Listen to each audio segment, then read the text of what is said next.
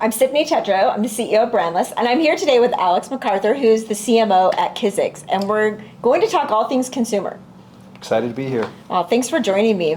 Now, one of the things I think people don't realize is how big the consumer ecosystem is here in Silicon Slopes. About 1 in 10 jobs is in the consumer industry here in Utah. And so I think we have this really great opportunity to bring the community together and really shine a light on what is a really important economic engine in the state of Utah. Everybody looks at Utah and describes it as this SaaS state, right? Software as a service, a lot of technical jobs. I love the consumer industry here. The people behind that industry really rally together and help each other out.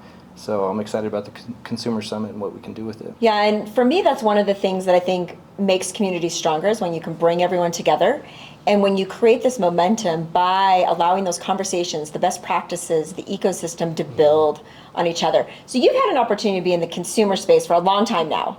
Talk to us a little bit about what have you seen change over the last 5 years? I mean, we've had a crazy time over the last 5 years. What have you seen change in the consumer industry? Funding is a little different than it used to be. The tactics that people use have changed quite a bit. It's funny to watch, a lot of early consumer brands have success with one channel and they scale a little bit and they think it's going to be easy after that point. But I'm seeing the diversification of channels and storytelling become a more aggressive thing rather than just becoming an Instagram product, right? So those are some areas of focus, I think.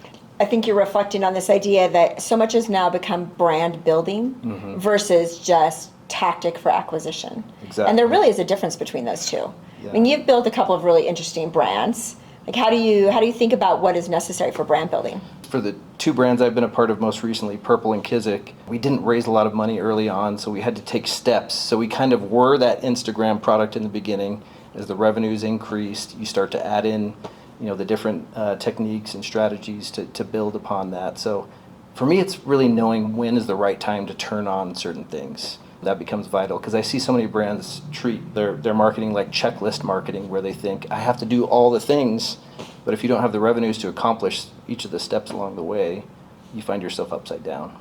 That's a really great point because I view it the same way.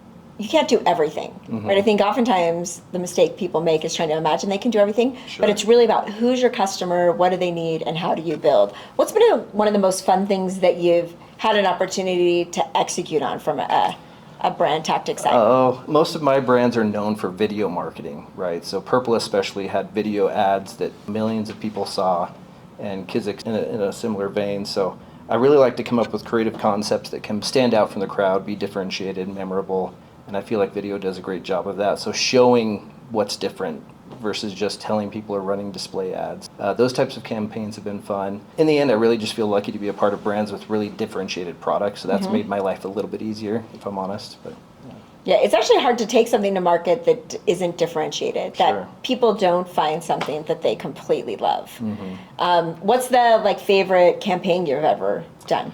To be honest, my favorite campaign was kind of the Sasquatch ad that we did with Purple, partially done internally. We had an agency we partnered with here locally, but I just remember being up the American Fork Canyon and having a great shoot, having a good time. We barbecued and had a blast. So that's the campaign that I remember the most. And interestingly enough, it was our highest converting campaign. Why do you think it converted so well? I think the memorability, shareability was high. So when we put $1 in, we didn't just see the measured return. We also saw sharing that increased the value of that piece. So when you think today about where we're at in the consumer market here and the things that we should be leaning into to create more value, what comes to mind? Really understanding, all marketers say this, but really understanding the story and building up from there. I've seen people skip that step, and Kizik's kind of going through that at the moment where we were a little bit sloppy in the beginning and we have to, grow up a little bit to reach the next level. So preparing the brand architecture from the beginning, I think, is vital and important. So that's the next step that I think consumer brands could really prepare for rather than just worrying about inventory and can we handle the supply chain. Like if you don't have these other things figured out, none of those things matter either because they all kind of fit together. Right, because we're really about how do you build sustainable companies and ecosystems. And it really at the core of it requires these fundamental brand components because otherwise you just become something that spikes and then goes away. Exactly. And so, I think sometimes as building a company, you do that. Like all of a sudden it's on the rise and then you didn't do all of the other steps that you can do. What do you think we can do together as an ecosystem to help each other more? Figure out those brand elements that matter so much to the story. I think the Utah community is so good at sharing ideas and collaborating and networking.